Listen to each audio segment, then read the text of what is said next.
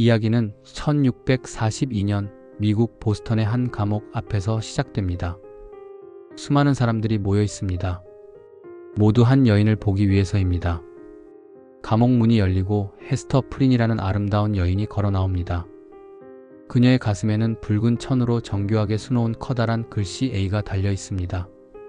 어덜터리, 간음을 뜻하는 글자입니다. 그녀의 팔에는 생후 3개월쯤 된 아기가 안겨 있습니다. 헤스터는 형벌대 위에 올라 3시간 동안 군중들 앞에 서 있어야 합니다. 이것이 그녀가 받은 형벌입니다.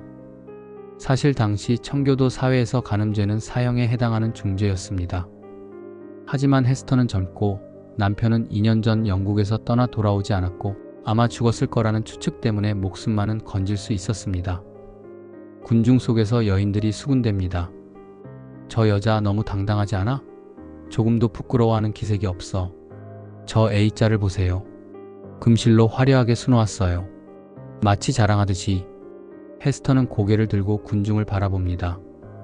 그녀는 굴복하지 않습니다. 그 순간 그녀의 눈이 군중 속 한 남자를 포착합니다. 작은 체구의 한쪽 어깨가 다른 쪽보다 약간 높은 낯선 노인. 헤스터의 얼굴이 창백해집니다. 그 남자는 바로 죽은 줄 알았던 그녀의 남편이었습니다. 남편도 헤스터를 알아봅니다. 그는 입술에 손가락을 대고 침묵의 신호를 보냅니다. 그리고 곧 군중 속으로 사라집니다.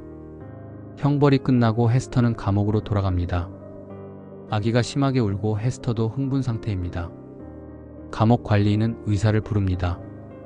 들어온 사람은 바로 그 노인 헤스터의 남편입니다. 헤스터가 놀라자 남편은 말합니다. 나를 모르는 척 해주게. 내 이름은 로저 칠링워스라고만 알려주게. 그는 헤스터와 아기에게 약을 주면서 이야기합니다. 자신은 늙고 학자였고 젊고 아름다운 아내에게 사랑을 기대한 것 자체가 잘못이었다고. 하지만 이제 한 가지만 알고 싶다고 합니다. 아이의 아버지가 누구인가? 그 남자가 누구인지 말해주게. 헤스터는 단호히 거절합니다. 절대 말할 수 없어요.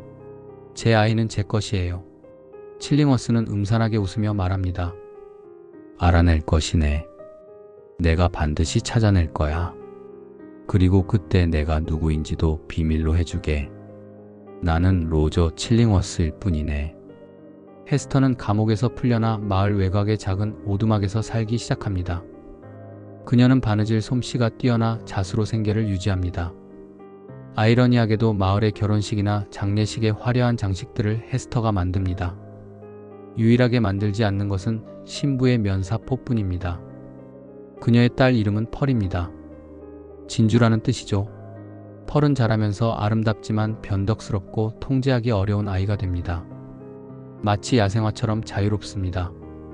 헤스터는 가난한 사람들을 돕고 아픈 사람들을 돌봅니다. 시간이 흐르면서 사람들의 태도가 조금씩 변합니다.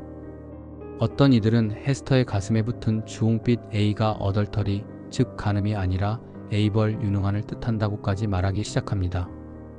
하지만 헤스터 자신은 결코 자유롭지 않습니다. 그녀는 매일 그 주홍 글씨를 달고 살아갑니다. 그것은 불타는 낙인처럼 그녀의 가슴을 찢습니다. 마을에는 젊고 존경받는 목사가 있습니다. 아서 딤스데일 목사입니다. 그는 설교를 감동적으로 하고 영혼이 깊으며 모든 이의 존경을 받습니다. 하지만 그는 점점 몸이 약해지고 있습니다.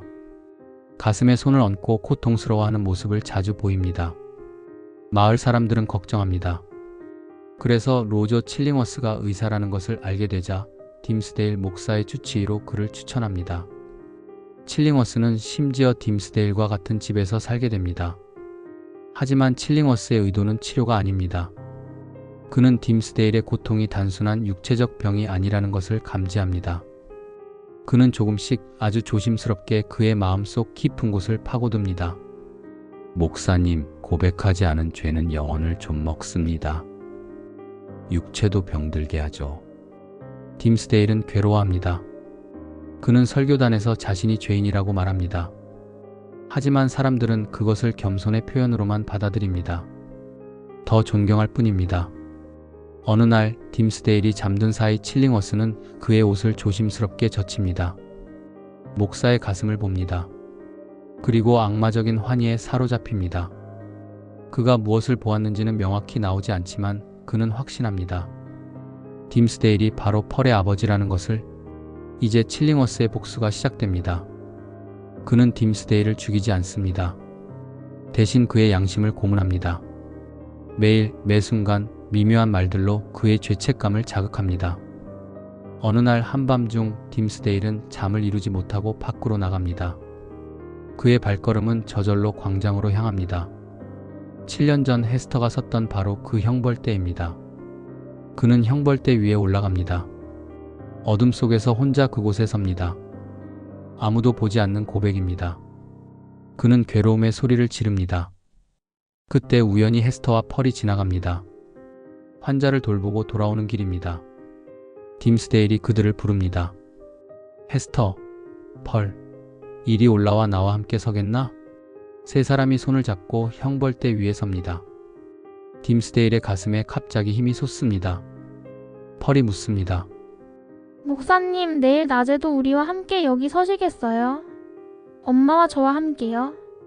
딤스데일은 대답합니다. 심판의 날에는 그렇게 할 것이다. 바로 그때 칠링워스가 나타납니다. 그는 딤스데일을 집으로 데려갑니다. 마치 악마가 영혼을 끌고 가듯이. 7년이 흐릅니다. 헤스터는 딤스데일이 칠링워스의 고문으로 죽어가고 있다는 것을 깨닫습니다. 그녀는 결심합니다. 칠링워스가 누구인지 그리고 그가 무엇을 하고 있는지 딤스데일에게 말해야 한다고. 어느 날 헤스터는 숲에서 딤스데일을 기다립니다. 펄도 함께입니다. 딤스데일이 나타나자 그는 너무나 쇠약해져 있습니다. 7년 전에 그 젊고 활기찬 모습은 어디에도 없습니다. 헤스터가 말합니다. 아서 당신은 칠링워스가 누구인지 모르고 있어요. 그는 제 남편이에요. 그리고 그는 당신을 알고 있어요. 그는 당신을 복수하기 위해 당신 곁에 있는 거예요. 딤스데일은 충격을 받습니다. 그리고 심한 배신감을 느낍니다. 하지만 헤스터가 애원합니다. 저를 용서해 주세요. 하지만 이제는 자유로워져야 해요. 우리 함께 여기를 떠나요. 유럽으로 가요. 새로운 삶을 시작해요. 당신, 저, 그리고 펄, 우리가 가족이 되는 거예요. 이 순간 헤스터는 가슴에 주운 글씨를 벗어던집니다. 마치 무거운 짐을 내려놓듯이. 그녀는 머리를 묶었던 끈도 풉니다. 풍성한 머리카락이 어깨로 흘러내립니다. 햇살이 그녀를 비춥니다. 딤스데일은 잠시 희망을 봅니다. 새로운 삶, 행복, 구원. 그는 그녀의 계획에 동의합니다. 며칠 후 떠나는 배를 타고 함께 떠나기로 합니다. 하지만 펄은 다가오지 않습니다. 개울 건너편에 서서 엄마를 바라봅니다. 헤스터가 부르지만 펄은 주운 글씨를 가리킵니다. 헤스터가 다시 그것을 가슴에 달 때까지 펄은 다가오지 않습니다. 이날은 마을에 큰 행사가 있는 날입니다. 새로운 총독이 선출되는 선거일입니다. 딤스데일 목사가 특별 설교를 하기로 되어 있습니다. 헤스터는 펄과 함께 광장에 있습니다. 그녀는 베이 선장에게 확인합니다. 배는 확실히 내일 출항하냐고 헤스터가 물었고 선장이 대답합니다. 그렇습니다. 그런데 한 승객이 더 추가되었습니다. 로저 칠링워스 의사님이 함께 가신답니다. 딤스데일 목사님의 건강을 돌보기 위해서래요. 헤스터는 절망합니다. 칠링워스가 모든 것을 알고 있습니다. 이대로는 도망칠 수 없습니다. 교회에서 딤스데일의 설교가 시작됩니다. 그의 목소리가 교회 밖까지 들립니다. 사람들은 이렇게 감동적인 설교는 처음이라고 말합니다. 마치 천사가 말하는 것 같다고. 하지만 설교가 끝나고 딤스데일이 교회에서 나올 때 그는 비틀거립니다. 죽어가고 있습니다. 딤스데일은 광장을 가로질러 걷습니다. 사람들이 박수를 보냅니다. 칠링워스가 그를 붙잡으려 합니다. 목사님, 집으로 가시죠. 치료를 해드려야 해요. 하지만 딤스데일은 그를 뿌리칩니다. 그는 헤스터를 봅니다. 헤스터, 내게 힘을 주시오. 헤스터와 펄이 다가가 그를 부축합니다. 딤스데일은 세 사람을 이끌고 형벌대로 향합니다. 7년 전 헤스터가 혼자 섰던 그곳, 그가 한밤중에 홀로 섰던 그곳. 사람들이 놀라 바라봅니다. 칠링워스가 외칩니다. 미친 짓입니다. 당장 멈추시오. 하지만 딤스데일은 형벌대 위에 올라갑니다. 헤스터와 펄과 함께, 그리고 모든 사람들 앞에서 고백합니다. 보시오, 여러분. 여기 헤스터 프린을 보시오. 그녀의 죄악을 보시오. 하지만 내 죄악이 더 끔찍하오. 나는 여러분의 존경 속에 서 있었소. 거룩한 척했소. 하지만 나야말로 가장 큰 죄인이오. 그는 목사 가운을 찢어 가슴을 드러냅니다. 사람들이 보고 비명을 지릅니다. 그의 가슴에 무엇이 있는지는 명확히 나오지 않습니다. 어떤 이들은 주홍색 A 글자가 새겨져 있었다고 말하고 어떤 이들은 아무것도 없었다고 말합니다. 하지만 중요한 것은 딤스데일이 자신의 죄를 고백했다는 것입니다.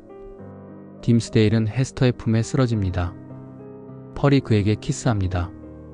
그 순간 펄의 눈에서 처음으로 눈물이 흐릅니다. 그녀의 야생적인 영혼에 드디어 인간의 슬픔이 찾아온 것입니다. 딤스데일이 헤스터에게 묻습니다. 이것이 더 낫지 않소? 내가 당신과 함께 도망쳤다면 우리는 거짓 속에서 살았을 것이오. 헤스터가 묻습니다. 저 세상에서 우리가 함께 있을 수 있을까요? 딤스데일은 대답합니다.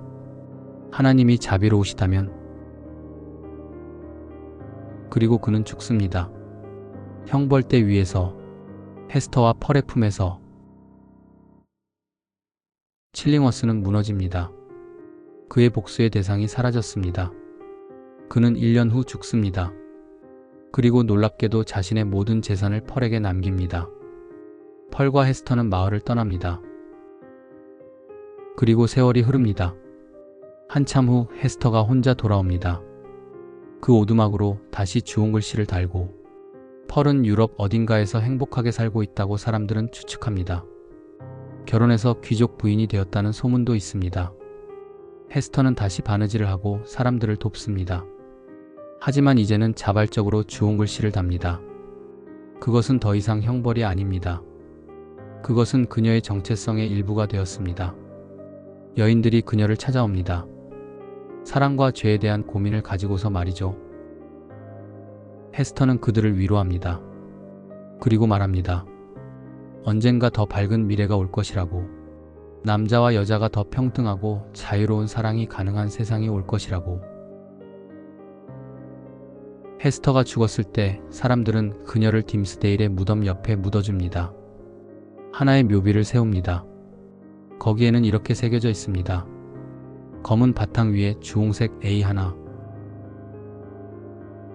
이것이 주홍글씨의 이야기입니다. 작가 호소는 오늘날의 우리에게 묻습니다. 진정한 죄는 무엇인가? 헤스터의 간음인가? 아니면 딤스데일의 위선인가? 칠링워스의 복수인가? 헤스터는 자신의 죄를 공개적으로 인정하고 그것을 견디며 그것을 통해 성장합니다. 그녀는 가장 강한 인물이 됩니다. 딤스데일은 7년 동안 비밀을 지키며 양심의 고문을 받습니다. 그는 마침내 고백함으로써만 평화를 찾습니다. 칠링워스는 복수에 사로잡혀 자신의 영혼을 파괴합니다. 그는 가장 비참한 최후를 맞습니다.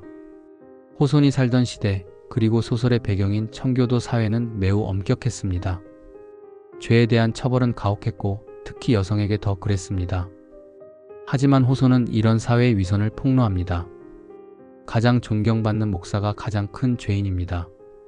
낙인 찍힌 여자가 가장 고결한 사람입니다. 그리고 이 이야기는 오늘날에도 유효합니다. 우리는 여전히 사람들을 판단하고 낙인 찍고 비난합니다. 하지만 누가 돌을 던질 자격이 있을까요? 헤스터의 주홍글씨는 처음에는 수치의 표시였지만 점점 그녀의 정체성이 되고 마침내는 존경의 상징이 됩니다. 우리의 상처와 실수가 우리를 정의하는 것이 아니라 우리가 그것을 어떻게 견디고 극복하느냐가 우리를 정의한다는 것을 보여줍니다. 170년 전의 이야기지만 사랑과 죄, 용서와 구원, 진실과 위선에 대한 이 깊은 통찰은 여전히 우리 가슴을 울립니다. 이상으로 나다니엘 호손의 주홍글씨를 함께 읽어보았습니다. 긴 시간 함께 해주셔서 감사합니다. 다음에도 좋은 책으로 찾아뵙겠습니다.